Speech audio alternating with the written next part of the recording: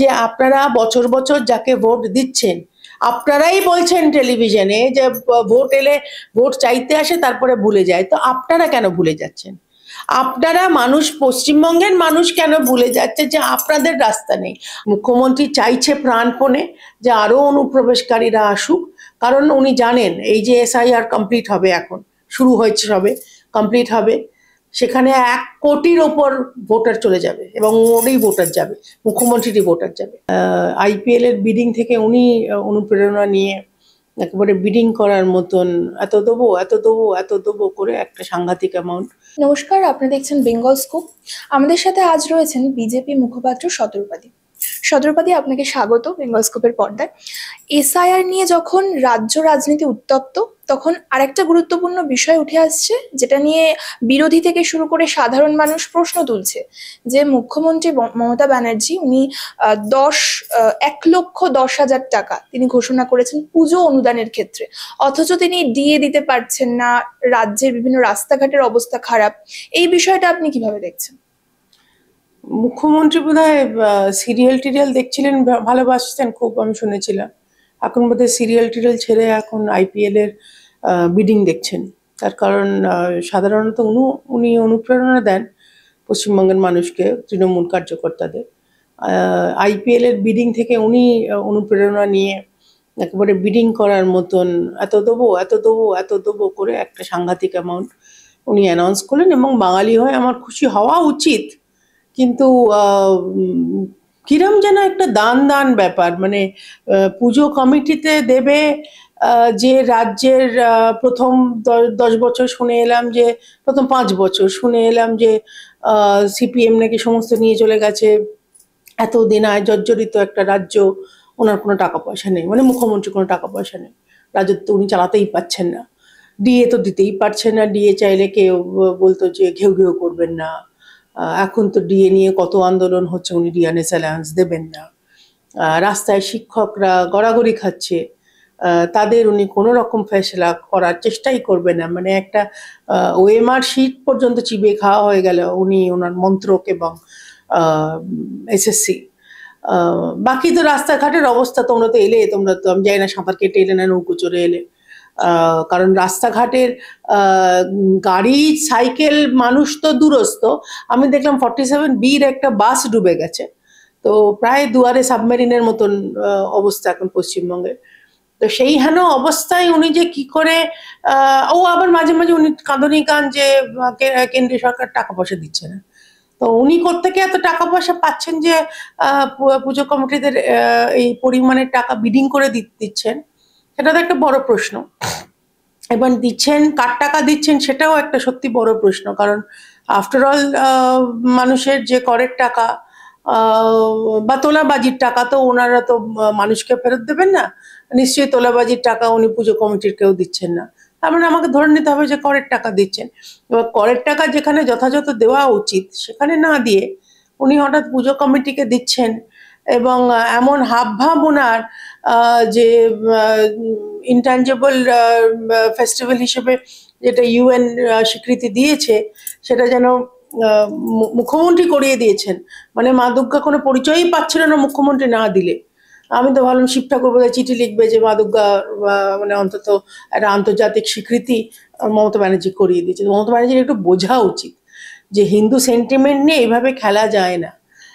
অনুদান দিয়ে পুজো কমিটিদের কিনে যে তোমরা ভোটের সময় লড়বে মানে কি, বুথ বুথ জ্যাম করবে, গুন্ডাগার্দি করবে, এই ভরসা দেবার জন্য, মানে যাতে ওরা সেই ভরসা মুখ্যমন্ত্রীকে দিতে পারে, সেই জন্য তাদের আগে ভাগে এখন এই টাকা পয়সা দেওয়া, মা দুর্গাকে দিয়ে বিসর্জনের সময় প্যারেড করানো, এটা চলবে না। আর অনেক বছর হয়ে গেছে, 15 বছর ধরে আমরা দেখেছি, এবং প্রত্যেকবারই ভোটের সময় একটা, ভোটের সময় গেলে সারা বছর মানুষকে ভয় দেখিয়ে মিথ্যে কথা বলে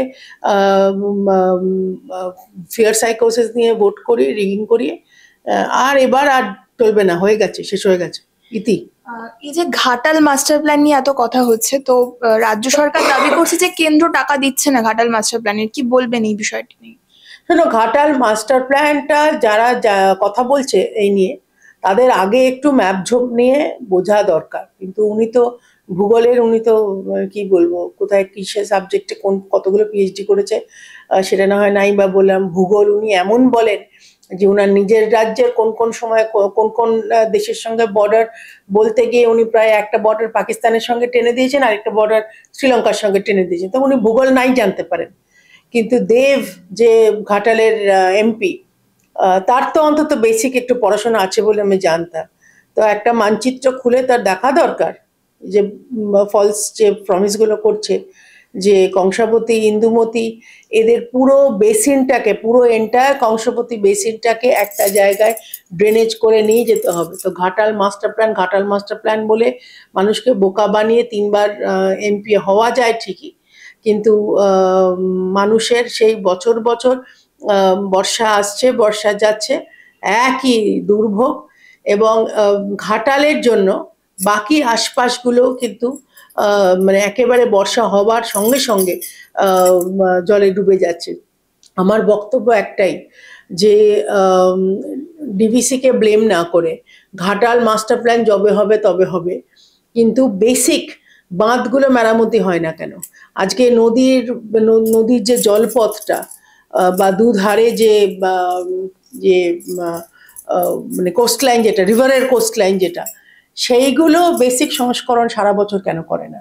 সারা বছর তো বর্ষা হচ্ছে না, শীতকালে কাজগুলো শুরু করা যেতে পারে, গরমকাল অবধি কাজগুলো টানা করা যেতে পারে, ওরা তো সেইগুলো করবে না। আর ঘাটাল মাস্টার প্ল্যান বললেই এরকম ভাবে তুড়ি মেরে ঘাটাল মাস্টার প্ল্যান হবে না, ঘাটালের মানুষেরাও জানে। আর দেব যে প্রত্যেকবার একটা ভুল বোঝাচ্ছে, মিথ্যে প্রতিশ্রুতি দিচ্ছে, সে তো একবার বলেছিল লড়বে না, মুখ্যমন্ত্রী তাকে জোর জবরদস্তি লড়িয়েছে। এবার মুখ্যমন্ত্রী কিন্তু ভালো করে জানে, উনি হয়তো ভূগোলটা জানেন না, কিন্তু উনি ভালো করেই জানেন যে এটা একটা টোপ ঘাটাল মাস্টার প্ল্যান, ওই ভোটের আগে একবার করে বলবে, আর তারপরে মানে শাড়িটাকে প্রায় হাঁটু অবধি তুলে নিয়ে বলবেন যে এত বন্যা যে ম্যানমেড ফ্লাড এবং ডিভিসি জল ছাড়ছে। ওই একই নাটক উনি প্রত্যেক বছর ফেরে। আমার খুব পরিষ্কার বক্তব্য, 15 বছর একই মুখ্যমন্ত্রী এবং একই এমপি, তাহলে কেন ঘাটাল এখনো তার মানে বেসিক রাইট যে বর্ষাকালে ঘাটাল ভেসে যাবে না, ঘাটাল জলমগ্ন হবে না, সেইটা কেন প্রত্যেক বছর হবে? ঘাটাল তো ঘাটাল, আজকে কলকাতা শহর দেখো, প্রতিটা জেলা দেখো, আজকে যেখানে কংক্রিটের রাস্তা প্রধানমন্ত্রী সড়ক যোজনায় করা হয়েছিল, সেই রাস্তা কংক্রিটের রাস্তা ভেসে গেছে, সেইখানে মানুষজন প্রোটেস্ট করতে গিয়ে ওখানে ধান পুঁতছে। মানে এটা কত বড় অন্যায় পশ্চিমবঙ্গের মানুষের প্রতি, যে বাঙালি অস্মিতা নিয়ে উনি নাটক করছেন, কিন্তু যে বাঙালিরা এখানে থাকে, আমি ধর্ম নির্বিশেষে বলছি, যে বাঙালিরা এখানে থাকে তাদের বেসিক মান সম্মান সম্ভ্রম, বেসিক ইনফ্রাস্ট্রাকচার, আমি কোনো ইন্ডাস্ট্রির কথাও এই মুহূর্তে বলছি না, আমি বলছি সাধারণ মানুষের রাস্তা। একটা মানুষ অসুস্থ হলে বা প্রসব করতে গেলে রাস্তায় করতে হচ্ছে, কারণ তার হাসপাতালে যাবার মতন ক্ষমতা নেই, মানে পয়সা করি ক্ষমতা কথা বলছি না, অ্যাম্বুলেন্স ঢুকবে না, সাইকেল রিক্সা ঢুকছে না। আমি তো ওদের ওখান থেকে খবর পাচ্ছি যে বিয়ে সম্বন্ধ করে বিয়ে নাকি হয় না, কারণ রাস্তার এরম অবস্থা। তো আমি সেটাও ছেড়ে দিলাম এখন, কারণ সবাই তো কন্যাশ্রী রূপশ্রী পাচ্ছে। তো আমার এই যে জলমগ্ন মানুষের কাছে একটাই প্রশ্ন, যে আপনারা বছর বছর যাকে ভোট দিচ্ছেন, আপনারাই বলছেন টেলিভিশনে যে ভোট এলে ভোট চাইতে আসে তারপরে ভুলে যায়, তো আপনারা কেন ভুলে যাচ্ছেন? আপনারা মানুষ, পশ্চিমবঙ্গের মানুষ কেন ভুলে যাচ্ছে যে আপনাদের রাস্তা নেই? আপনাদের মানে জ্বর হলে, হাত পা ভাঙলে একটা একটা কাপড় বেঁধে সেই একটা দোলনা বা ভেলায় করে নিয়ে যেতে যেতে মৃত্যু হয়ে যাচ্ছে। তো এই পশ্চিমবঙ্গ আপনারা চেয়েছিলেন? 10 লক্ষ টাকা বুথে বুথে তিনি অনুদান দেবেন বলেছেন, কি 14 বছরে তাহলে কি কোনো উন্নয়নই হয়নি? হঠাৎ করে বিধানসভার আগে এরকম একটা ঘোষণা কিরকম ভাবে আমাকে না করে পশ্চিমবঙ্গের মানুষকে প্রশ্নটা করো, তার কারণ পশ্চিমবঙ্গের মানুষ এটার উত্তর দিক, যে কত উন্নয়ন কিরম আমরা রাস্তায় দাঁড়াতে দেখেছি, যে এখন উন্নয়নের চোটে বাস পর্যন্ত, একটা বড় বাস পর্যন্ত ডুবে যাবার ছবি আমরা দেখছি সব জায়গায়। এবং আমার এখানেই প্রশ্ন, যে হঠাৎ এতদিন পর, যেখানে 8 মাসও বাকি নেই বিধানসভায়, এখন ওনার মনে হলো যে কি আমাদের পাড়া, আমাদের কি একটা সমাধান। এটা দুটো জিনিস আমার যেটা যতটা আমি বুঝছি উনি অ্যাস্টিউট পলিটিশিয়ান।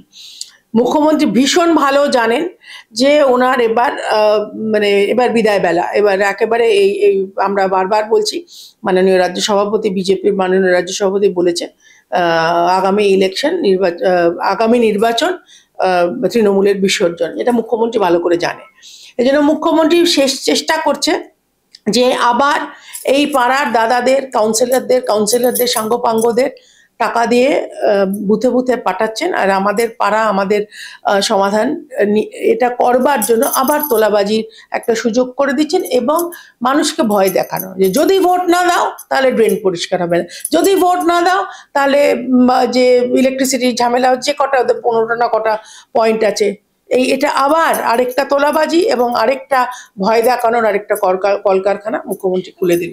পরিযায়ী শ্রমিকদের হেনস্থা করা হচ্ছে বিজেপি শাসিত রাজ্যটা নিয়ে বিরোধীরা সরব হয়েছেন, তো কি বলবেন এ ব্যাপারে? এটা তো আবারও বলছি, আমাকে না জিজ্ঞেস করে ওখানকার পরিযায়ী শ্রমিকদের জিজ্ঞেস করো, যারা ওই অন্যান্য রাজ্যে যারা কাজ করতে বাধ্য হয়েছে। পশ্চিমবঙ্গে কোনো কাজ নেই, কোনো উন্নয়ন নেই, কোনো ইন্ডাস্ট্রি নেই, তারা বাধ্য হয়ে ভালো থাকবেন বলে, ভালো সম্মানের সঙ্গে ভালো রোজগার করবে বলে তারা যে যে যে রাজ্যে আছে সেখানে কত সম্মানে আছে, এবং সেইখানকার রাজ্যের লোকজন বাঙালি পরিযায়ী শ্রমিকের ওপর কতটা ডিপেন্ডেন্ট এবং তারা কতটা সম্মানে তাদের রাখে, সেটা একটু পরিযায়ী শ্রমিকদের উত্তর দেওয়া হোক। তোমাদের যদি প্রয়োজন হয় আমি লিস্ট দিয়ে দিচ্ছি, লিস্ট মানে আমি একজন দুজনের লিস্ট দেবো না, অসংখ্য মানুষ যারা অন্যান্য রাজ্যে আছে তারা কত ভালো আছে। এবং এই যে নাটক আবার মুখ্যমন্ত্রী শুরু করেছে, আমি বলছি না যে সব কটা যে কটা কেস পুশব্যাকের হয়েছে কি সব কটা যে একেবারে মানে ধর্তব্যের মধ্যে ফেরানো, আমি সেটাও বলছি না, কিন্তু এটা ফ্যাক্ট যে এখানকার যে বাঙালিরা ওখানে গিয়ে আছে তারা কিন্তু অ্যাকচুয়ালি আইডেন্টিফাই করে দিচ্ছে যে যাদের ধরছে তারা ওপার বাংলা থেকে এসছে, তারা মুসলমান, তারা অনুপ্রবেশকারী, এবং তাদের কিন্তু এই বাঙালিরাই ধরে দিচ্ছে যারা এত বছর ধরে পরিযায়ী শ্রমিক ওখানে আছে। তো সেই জন্য বিজেপি রাজ্যে দিয়ে মানে অতটা সহজ সিম্পলিফাই না করে আমার মনে হয় এখানে পশ্চিমবঙ্গে দেখা দরকার যে এত সহজে এরা আধার কার্ড, ভোটার্স আইডি এগুলো পাচ্ছে কি করে, যেখানে ওপেনলি মুখ্যমন্ত্রীর লোকজন বলছে যান অমুক দাদার কাছে, যান অমুক দাদার দোকানে যান, ওখানে জেরক্সের দোকানের পেছনে, মানে জেরক্সের দোকানটা শুধু একটা ফলস যে ফলস ফ্রন্ট, পেছনে এই সব সিটিজেনশিপ ডকুমেন্টের কাজকর্ম চলছে। সো মাচ যে মাননীয় স্বরাষ্ট্রমন্ত্রী পর্যন্ত জিজ্ঞেস করেছিল দিদি যারা বাতাইয়ে कैसे कर रहे हैं आप ऐसा। তো এইটা একটু মুখ্যমন্ত্রীর নিজের রাজ্যে একটু দেখা দরকার। মুখ্যমন্ত্রী চাইছে প্রাণপণে যে আরো অনুপ্রবেশকারীরা আসুক, কারণ উনি জানেন এই যে এসআইআর কমপ্লিট হবে, এখন শুরু হয়েছে সবে, কমপ্লিট হবে, সেখানে 1 কোটির ওপর ভোটার চলে যাবে এবং ওরই ভোটার যাবে, মুখ্যমন্ত্রীরই ভোটার যাবে। তো সেই জন্য এই মুখ্যমন্ত্রীকে 1 কোটি, এক তো বিএলওদের ভয়টাই দেখাচ্ছে, দ্বিতীয়ত হচ্ছে উনি চেষ্টা করছেন পরিযায়ী শ্রমিকদের ফেরত আনা যাতে ওরা ভোটটা মুখ্যমন্ত্রীকে দিতে পারে, কিন্তু তারা আসবে কিসের জন্য? আজকে 20,000-এর ওপর মানুষের চাকরি, কনফার্মড চাকরি, সেটা এক এক মানে এই মুখ্যমন্ত্রীর ওএমআর হজম করে নেওয়ার ক্ষমতার জন্য চাকরি চলে গেল। অসংখ্য মানুষ বসে আছে, ডিএ পাচ্ছে না, উনি নাকি 40,000 চাকরি নিয়ে হাতে করে ঘুরে বেড়াচ্ছেন, তো সেই চাকরি কোথায়, ইন্ডাস্ট্রি কোথায়, মানুষ থাকবে কি করে, খাবে কি করে? আমরা তো খুব খুশি হয়েছি, খুব ভালো কথা, পরিযায়ী শ্রমিকরা ফেরত আসুক। মাননীয় রাজ্য সভাপতি শ্রমিক ভট্টাচার্য তো বলেইছে যে আমরা তো চাইছি যে বাঙালি, প্রত্যেকটা বাঙালি মায়ের স্বপ্ন যে বাঙালি মানে তার ছেলে বাড়িতে বসে ভাত খাবে, তো সেটা তো হয় না, কারণ পশ্চিমবঙ্গের মানুষ তো বাইরে গিয়ে থাকে। এখন তাদের ডাকা হচ্ছে কিসের জন্য? 8 মাস পরে ভোট বলে যে এসে এখানে ভোটটা দাও। এই নাটকগুলো মুখ্যমন্ত্রী যেন বন্ধ করে।